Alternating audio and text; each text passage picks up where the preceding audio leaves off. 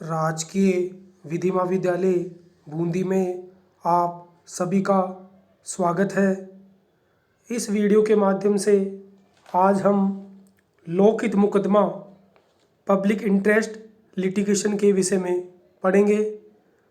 लोकहित मुकदमा की अवधारणा लोक महत्व के विषयों से जुड़ी हुई है। तो लोकहित मुकदमा की अवधारणा लोक महत्व के विषयों से जुड़ी हुई है, जैसे पर्यावरण प्रदूषण, पेय योग्य शुद्ध जल की समस्या, शिक्षा एवं स्वास्थ्य की समस्या, रोजगार की समस्या, श्रमिकों का शोषण इत्यादि सभी विषय लोक महत्व के विषय है। लोकहित मुकदमा के माध्यम से उपयुक्त समस्याओं के निदान हेतु न्यायालय ने समय समय पर अपनी महत्वपूर्ण भूमिका निर्वाह की है। अब प्रश्न यह उत्पन्न होता है कि लोकहित मुकदमा पब्लिक इंटरेस्ट लिटिगेशन किसे कहते हैं। सर्वप्रथम हम लोकहित का अर्थ समझेंगे, इसके उपरांत मुकदमा शब्द का अर्थ समझेंगे। तो लोकहित मुकदमा दो शब्दों से मिलकर बना है, लोकहित एवं मुकदमा। तो सर्वप्रथम हम लोकहित का अर्थ समझेंगे, उसके उपरांत मुकदमा शब्द का अर्थ समझेंगे। तो लोकहित इसके अंतर्गत वह बात आती है, तो लोकहित के अंतर्गत वह बात आती है जिसमें लोक अथवा समुदाय का कोई आर्थिक या कोई विशेष हित निहित होता है, अथवा जिसके द्वारा उनका विधिक अधिकार व दायित्व प्रभावित होते हैं। तो लोकहित के अंतर्गत वह बात आती है जिसमें लोक अथवा समुदाय का कोई आर्थिक या कोई विशेष हित निहित होता है, अथवा जिसके द्वारा उनका विधिक अधिकार व दायित्व प्रभावित होता है। तो लोकहित का तात्पर्य ऐसे हित से है जिसमें किसी लोक और समुदाय का कोई हित निहित हो। अगर किसी एक व्यक्ति विशेष का कोई हित निहित होता है तो वह उसको लोकहित नहीं कहा जाएगा। स्काउट्स के न्यायिक शब्दकोश के चतुर्थ संस्करण में लोकहित को इस प्रकार से परिभाषित किया गया है कि लोकहित का तात्पर्य लोकहित मामले या सामान्य हित से है। इसका तात्पर्य जिज्ञासा को संतुष्ट करने वाले हित से नहीं है और न ही स्नेहपूर्ण संसूचना अथवा मनोविनोद से है, अपितु इसका संबंध समुदाय के विशेष हित से है। तो लोकहित का संबंध समुदाय के विशेष हित से है अथवा उस हित से है जिसके द्वारा विधिक अधिकार एवं दायित्व प्रभावित होते हैं। इस तरह लोकहित मुकदमा का अर्थ न्यायालय में शुरू की गई विधिक कार्रवाई से है जो लोकहित या सामान्य हित को परिवर्तित कराने हेतु की जाती है। तो इस प्रकार हम कह सकते हैं कि लोकहित मुकदमा का अर्थ न्यायालय में शुरू की गई विधिक कार्रवाई से है जो लोकहित या सामान्य हित को परिवर्तित कराने हेतु की जाती है, जिसमें जनता या समुदाय के किसी वर्ग के आर्थिक या कुछ हित है जिससे उनके विधिक अधिकार या दायित्व प्रभावित होते हैं।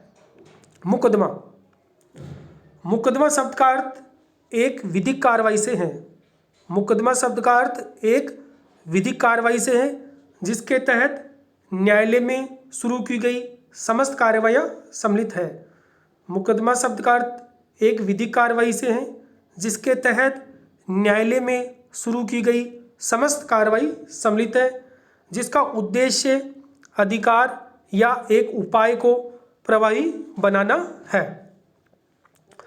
जनता दल बनाम HS चौधरी AIR 1993 उच्चतम न्यायालय के वाद में लोकहित के अर्थ को विस्तृत रूप में बताते हुए मुकदमा शब्द के अर्थ को बतलाया।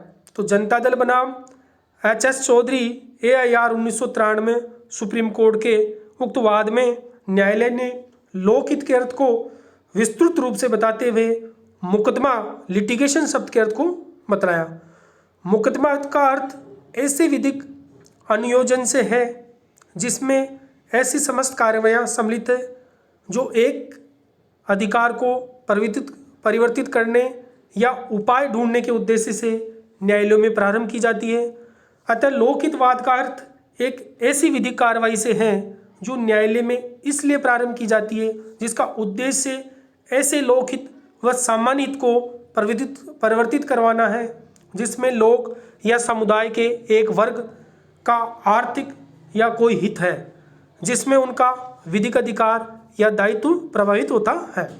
तो लोकहितवाद का अर्थ एक ऐसी विधिक कार्रवाई से है जो न्यायालय में इसलिए प्रारंभ की जाती है जिसका उद्देश्य ऐसे लोकहित व सामान्य हित को परिवर्तित करवाना है जिसमें लोग या समुदाय के एक वर्ग का आर्थिक या कोई हित है जिससे उनका विधिक अधिकार या दायित्व प्रभावित होता है। लोकहित मुकदमा की अवधारणा की उत्पत्ति अमेरिका से हुई, जहां सुने जाने के अधिकार को न्याय के हित में उदार बनाया गया। लोकहित मुकदमा अमेरिका व भारत में सारवान रूप से भिन्न है।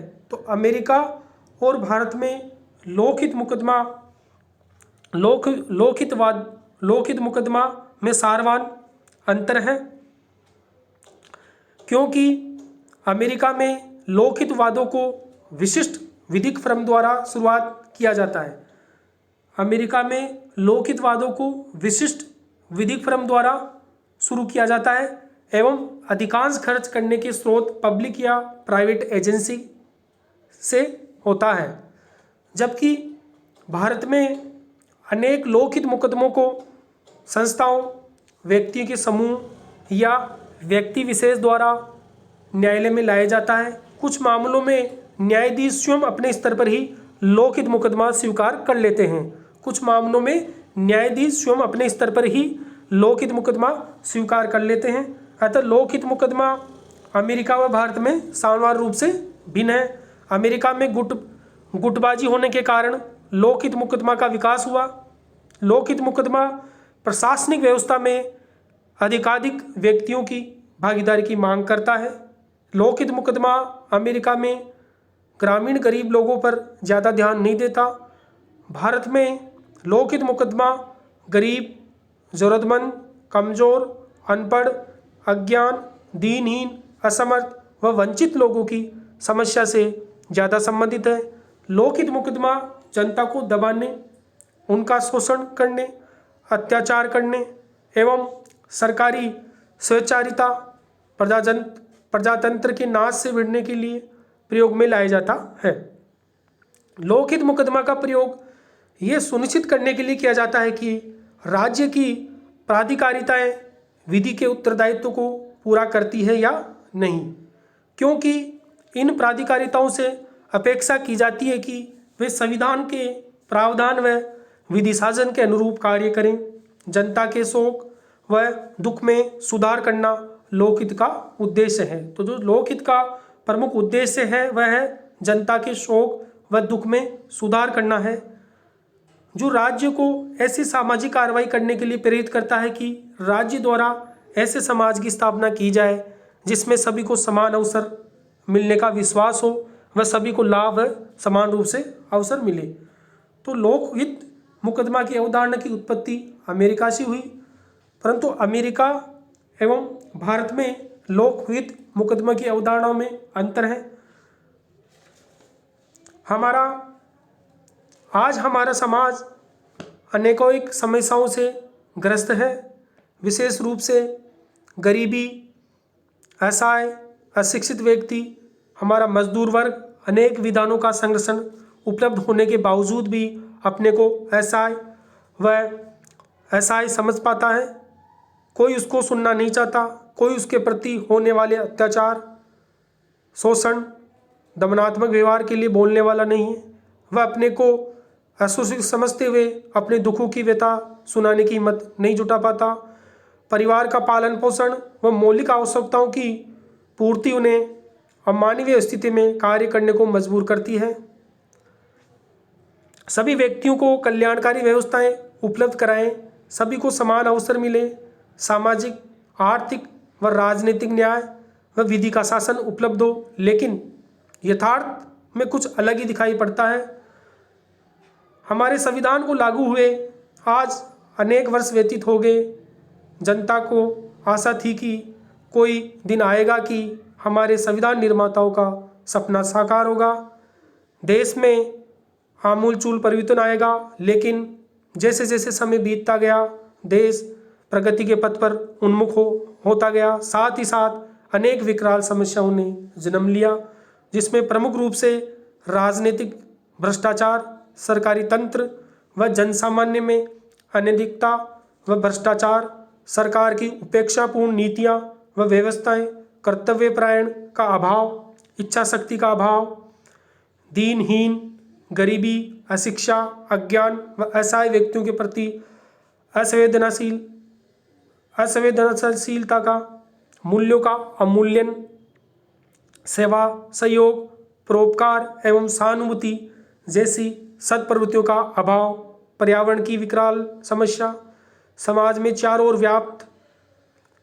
व्याप्त अनेक समस्याएं, अमानवीय कृत्यों का बोलबाला, अन्याय व शोषणात्मक वातावरण, वेश्यावृत्ति, स्त्रियों व बच्चों के साथ दुर्व्यवहार, लूटपाट, गुंडागर्दी, आतंकवाद, विद्रोह, अनेक अधिकारों का दुरुपयोग, दुर्भावनापूर्वक ली जाने वाली कार्रवाइयाँ या अन्यथा रूप से प्रभावित शासकीय निर्णय, समाज के प्रति दुर्व्यवहारपूर्ण प्रशासकीय रुख, न्यायालय की औपचारिकता व तकनीकी से भरी प्रक्रिया आदि अनेक कारणों से न्याय प्रशासन, सरकार तंत्र, संघीय व राज्य सरकार, संसद और राज्य के विधानमंडल की कार्यशैली पर प्रश्न चिन्ह लगा दिए तथा उन्होंने हमें सोचने के लिए मजबूर करा कि आखिर वे कौन से कारण हैं कि इतनी वृहद संवैधानिक व्यवस्थाओं के बावजूद हम संविधान निर्माताओं के सजाए अपने सपनों को साकार नहीं कर पा रहे हैं। उपयुक्त सभी पहलुओं व समस्याओं के निदान हेतु एक नई अवधारणा का जन्म हुआ, वह है लोकहित मुकदमा। तो उपयुक्त समस्याओं के निदान हेतु एक नई अवधारणा का जन्म हुआ और वह है लोकहित मुकदमा।